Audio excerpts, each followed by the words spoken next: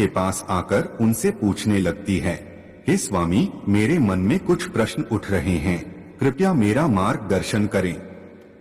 तब भगवान श्री कृष्ण बोले, हे सत्यभामा, क्या है तुम्हारा प्रश्न, कृपया बताओ तो तुम्हारे प्रश्नों का निवारण करके हमें प्रसन्नता होगी। तब सत्यभामा कहती है, हे स्वामी, तुलसी के पास दीपक जलाने का क्या महात्म्य है और रोज शाम को तुलसी के पास दीपक क्यों जलाया जाता है? इससे मनुष्य को कौन सा फल प्राप्त होता है? तुलसी के पास दीपक जलाने की विधि क्या है तथा दीपक लगाते समय कौन से मंत्र का उच्चारण करना चाहिए? कृपया आप मुझे विस्तार से बताइए। तब भगवान श्री कृष्ण कहते हैं, हे देवी, आज तुमने समस्त संसार के कल्याण की भावना से बहुत ही उत्तम प्रश्न किया है। तुम्हारे इस प्रश्न का उत्तर देने से पूर्व मैं तुम्हें एक प्राचीन कथा सुनाता हूँ, जिससे तुम्हें तुम्हारे सभी प्रश्नों के उत्तर मिल जाएंगे। शाम को तुलसी के पास दीपक जलाने से जो फल मिलता है उसी का वर्णन मैं इस कथा में करूंगा, इसीलिए तुम इस कथा को ध्यान पूर्वक सुनना। इस कथा को ध्यान से पूरा सुनने मात्र से ही मनुष्य 100 वर्ष बताओ तो तुम्हारे प्रश्नों का निवारण करके हमें प्रसन्नता होगी। तब सत्यभामा कहती है, हे स्वामी, तुलसी के पास दीपक जलाने का क्या महात्म्य है और रोज शाम को तुलसी के पास दीपक क्यों जलाया जाता है? इससे मनुष्य को कौन सा फल प्राप्त होता है? तुलसी के पास दीपक जलाने की विधि क्या है तथा दीपक लगाते समय कौन से मंत्र का उच्चारण करना चाहिए? कृपया आप मुझे विस्तार से बताइए। तब भगवान श्री कृष्ण कहते हैं, हे देवी, आज तुमने समस्त संसार के कल्याण की भावना से बहुत ही उत्तम प्रश्न किया है। तुम्हारे इस प्रश्न का उत्तर देने से पूर्व मैं तुम्हें एक प्राचीन कथा सुनाता हूँ, जिससे तुम्हें तुम्हारे सभी प्रश्नों के उत्तर मिल जाएंगे।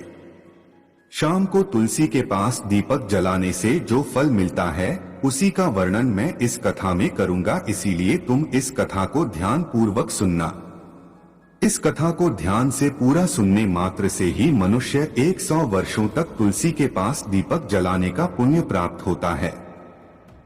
फिर देवी सत्यभामा कहती है, हे प्रभु, मैं इस कथा को सुनने के लिए उत्सुक हूँ, कृपया आप इस कथा को मुझसे कहिए।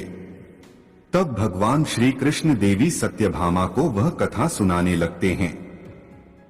हे देवी, पूर्व काल की बात है, दक्षिण दिशा में तुंगभद्रा नाम की एक बहुत बड़ी नदी है। उसी नदी के किनारे पर हरिहरपुर नाम का एक अत्यंत सुंदर नगर बसा हुआ था। उसी नगर में मनोहर नाम के एक ब्राह्मण निवास करते थे। वे अत्यंत गुणवान, चरित्रवान, धर्म कार्य करने वाले तथा वेदों के मार्ग पर चलने वाले थे। उन्होंने समस्त शास्त्र का अध्ययन किया हुआ था। उसी ब्राह्मण की एक पत्नी थी जिसे लोग दुराचार कहकर पुकारते थे, क्योंकि उसके कर्म ही उसके नाम के अनुसार थे। वह सदैव ही अपने पति को अपमानित करती थी, अपने पति के लिए कुवाच्य कहती थी, पति को भयंकर दुख देती थी, पति के लिए कभी भोजन नहीं बनाती थी। उसने उसके पति के साथ कभी शयन नहीं किया, कभी उसके साथ प्रेम से व्यवहार नहीं किया। पति के मित्र परिवार के लोग घर पर आते तो वह स्त्री उनको अपमानित करके भगा दिया करती थी और स्वयं काम भाव से उन्मत्त होकर निरंतर अन्य व्यभिचारिणी स्त्रियों के साथ घुमा करती थी। उसका मन पति को छोड़कर पराये पुरुषों में लगा रहता था। उसने कभी अपने पति से प्रेम से बात नहीं की, किंतु पराये सुंदर सुंदर पुरुषों के संग बैठकर बातें करती थी। पराये पुरुषों को मोहित करने के लिए सज धज कर गांव में घूमने जाया करती थी। कभी वह वन में किसी वृक्ष के नीचे खड़ी रहकर सुंदर पुरुषों की राह देखने लगती और किसी दुष्ट पुरुष को मोहित करके उसके संग भोग विलास किया करती थी। फिर एक दिन वह दुराचार स्त्री वन में जाकर एक वृक्ष के नीचे खड़ी हो गई। उसका चित्त काम से भरा हुआ था। वह किसी सुंदर कामी पुरुष की राह देख रही थी, किंतु बहुत समय निकलने के बाद भी उस स्थान पर कोई पुरुष नहीं आया। इसीलिए वह अत्यंत दुखी हो गई और प्रियतम की खोज में इधर उधर देखने लगी। उस दिन उसका सारा परिश्रम व्यर्थ हो गया। वहां पर खड़ी होकर वह नाना प्रकार की बातें कहकर विलाप करने लगी। हाय, आज तो इस मार्ग से कोई भी सुंदर पुरुष नहीं आया, अब मैं कैसे अपनी काम शांति करूं? आज की रात कैसे बीतेगी? वह जोर जोर से विलाप करने लगी। उसी जंगल में एक भयानक बाघ निवास करता था। उस पापिनी स्त्री की आवाज सुनकर वह जाग गया और उछलकर उस स्त्री का भक्षण करने के लिए उसके पास आ गया। उस भयंकर बाघ को देखकर उस स्त्री के पसीने छूटने लगे, वह भय से थरथर कांपने लगी। वह स्त्री कुछ करती इतने में ही उस बाघ ने अपने पंजे से उसे घायल कर दिया और वह स्त्री जमीन पर गिर पड़ी। जमीन पर गिरते ही वह स्त्री चिल्लाते हुए बोली, अरे बाघ, तू किस लिए यहाँ पर आया है? मुझे क्यों मार रहा है? मैं यहाँ पर अपने प्रियतम को खोज रही थी। तू मुझे छोड़ दे, मेरा भक्षण करके तुझे क्या किया करता था? मैंने उस जन्म में अनेक पापियों के लिए यज्ञ किए, उन पापियों के घर का भोजन किया। मैंने धन के लोभ से अनेक पापियों के लिए कार्य किए। जिन वस्तुओं का दान ब्राह्मण को नहीं लेना चाहिए, उन वस्तुओं का दान भी मैंने ग्रहण किया और दूसरों से धन लेता था लेकिन कभी वापस नहीं करता था। इस प्रकार से पाप करते हुए मुझे बहुत साल बीत गए और मैं बूढ़ा हो गया। मेरे बाल सफेद हो गए, आंखें सूज गई, मुंह के सारे दांत गिर गए, लेकिन फिर भी मेरी दान लेने की आदत नहीं छूटी और मैं पाप करता गया। फिर एक दिन मैं धन के लोभ से नदी किनारे गया और अन्य धूर्त ब्राह्मणों के साथ मिलकर हमने लोगों को ठगा। झूठे मंत्र वचन बोलकर हमने बिना विधि किए ही देवी देवताओं का पूजन किया और बहुत सारा धन दान में ले लिया। फिर उसी स्थान पर एक बीमार कुत्ते ने मेरे पैर में काट लिया और मैं मूर्छित होकर गिर पड़ा। उसी क्षण मेरे प्राण चले गए। फिर यम के 2 दूत उस स्थान पर प्रकट हुए और मुझे पकड़कर यमपुरी ले गए। वहां पर यमराज ने चित्रगुप्त से मेरे कर्मों का लेखा जोखा निकालने के लिए कहा।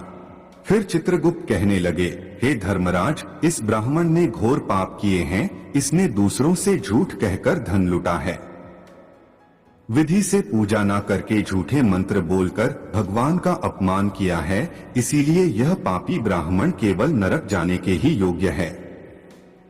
फिर यमराज ने अपने दूतों को आदेश देकर मुझे नरक की अग्नि में डाल दिया। अनेक वर्षों तक नरक की सजा भोगने के बाद मुझे बाघ का शरीर प्राप्त हुआ और मैं इस दुर्गम वन में निवास करने लगा। मैं अपने पूर्व जन्म के पापों को याद करके कभी महात्मा, साधु पुरुष, सती स्त्रियों का भक्षण नहीं करता हूँ। मैं केवल पापी, दुराचारी तथा कुलटा स्त्रियों का ही भक्षण करता हूँ ताकि मुझे पाप से मुक्ति मिल जाए। इस प्रकार से उस बाघ ने अपने पूर्व जन्म का वृतांत सुना दिया और उस स्त्री से कहने लगा, हे पापिनी, तेरे आचरण से तू उल्टा दिखाई पड़ती है। अपने पति को छोड़कर तू इस वन में अन्य पुरुष के साथ भोग विलास करने के लिए आई है, इसीलिए आज तू मेरा ग्रास अवश्य बनेगी। इतना कहकर उस बाघ ने अपने तीक्ष्ण नाखून से उस पापी स्त्री के टुकड़े टुकड़े करके उसे खा लिया। फिर उस स्थान पर यम के 2 दूत प्रकट हुए और उस पापिनी स्त्री को उठाकर यमपुरी में ले गए। वहां पर उसे यमराज के सामने खड़ा किया गया। फिर चित्रगुप्त ने उस स्त्री का लेखा जोखा निकालते हुए यमराज से कहने लगे, हे धर्मराज, यह स्त्री तो अत्यंत पापिनी है। इसने घोर पाप किए हैं। इसने व्यभिचार किया है। इसने अपने पति की कभी सेवा नहीं की, अपने पति को भूलकर पराये पुरुषों के संग भोग विलास किया करती थी।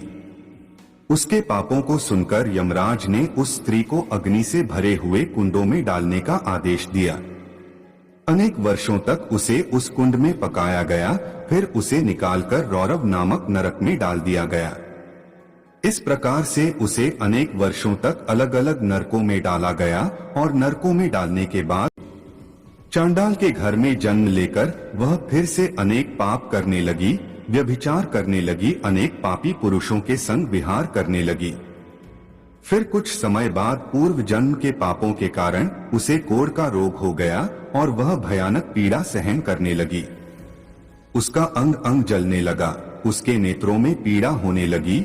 इस दुख को सहन करती हुई वह दिन बिताने लगी। फिर एक दिन वह तीर्थ में स्नान करने के उद्देश्य से अंतपुर में चली गई। वहां पर वह एक आश्रम के बाहर निवास करने लगी। उस आश्रम में एक तुलसी का पौधा था। अन्य स्त्रियों को वहां पर तुलसी के पास दीपक जलाते हुए देखकर उस पापी स्त्री ने भी वही किया। उसने तुलसी के पौधे के पास एक दीपक जला दिया। फिर उसी रात हृदय फटने से उसकी मृत्यु हो गई और यमराज के 2 दूत उसे ले जाने के लिए वहां पर प्रकट हुए। जैसे ही यम के दूत उस पापी स्त्री को पाश में बांध कर ले जाने लगे, भगवान विष्णु के 2 पार्षद उस स्थान पर प्रकट हुए और उन्होंने उन दूतों को रोक लिया और कहने लगे, हे दूतों, इस स्त्री को तुम छोड़ दो, यह स्त्री नरक जाने के योग्य नहीं है। तुम किसके आदेश से ऐसा अधर्म कर रहे हो? फिर यम के दूत कहने लगे, हे पार्षदों, हम यमराज के आदेश से इस पापी स्त्री को उठाकर ले जा रहे हैं, किंतु आप हमें किस कारण से रोक रहे हो? यह स्त्री अत्यंत पापी है, इसे नरक में ले जाने की आज्ञा मिली है। फिर पार्षद कहने लगे, हे दूतों, यह स्त्री तो विष्णु भक्त है, यह नरक जाने के योग्य नहीं है। इसने शाम को तुलसी के पास दीपक जलाया है, इसी कारण से इसके समस्त पाप नष्ट हो गए हैं। इसीलिए अब यह नरक जाने के योग्य नहीं है, यह स्वर्ग जाने की अधिकारी बन चुकी है। पार्षदों की बात सुनकर उन यमदूतों ने उस स्त्री को उसी स्थान पर छोड़ दिया और यमलोक लौट गए। वहां जाकर उन्होंने यमराज को सारा वृतांत सुना दिया। फिर भगवान विष्णु के पार्षद उस स्त्री को दिव्य विमान में बिठाकर स्वर्ग लोक ले गए। भगवान श्री कृष्ण कहते हैं, हे देवी सत्यभामा, इस प्रकार से तुलसी के पास केवल दीपक जलाने मात्र से ही मनुष्य के सभी पाप नष्ट हो जाते हैं। जो स्त्री नित्य शाम को तुलसी के पास दीपक जलाती है, वह सौभाग्यशाली बनती है। उसके पूर्व जन्मों के सभी पाप नष्ट हो जाते हैं, उसे सुख समृद्धि की प्राप्ति होती है। रोज तुलसी के पास दीपक जलाते समय इस मंत्र का उच्चारण करना चाहिए। तुलसी देव्यै च विद्महे विष्णुप्रियाय च धीमहि तन्नो वृंदा प्रचोदयात्। श्री कृष्ण कहते हैं, हजारों अमृत के घड़ों से नहलाने पर भी श्री हरि को उतनी तृप्ति नहीं होती जितनी वे मनुष्यों के द्वारा तुलसी का एक पत्ता चढ़ाने से प्राप्त करते हैं। 10,000 गौदान से मानव जो फल प्राप्त करता है, वही फल तुलसी पत्र के दान से पा लेता है। जो मृत्यु के समय अपने मुख में तुलसी पत्र का जल पा जाता है, वह संपूर्ण पापों से मुक्त होकर श्री कृष्ण के धाम जाता है। दोस्तों, सनातन हिंदू धर्म में तुलसी के पौधे का महत्व सबसे अधिक है। इसकी सबसे पहले पूजा हेलो दोस्तों, तो तुलसी जी की पूजा अवश्य करें। और ये वीडियो अगर आप लोगों को पसंद आई तो मेरे चैनल को सब्सक्राइब कीजिएगा, लाइक कीजिएगा और कमेंट कीजिएगा। थैंक यू, धन्यवाद।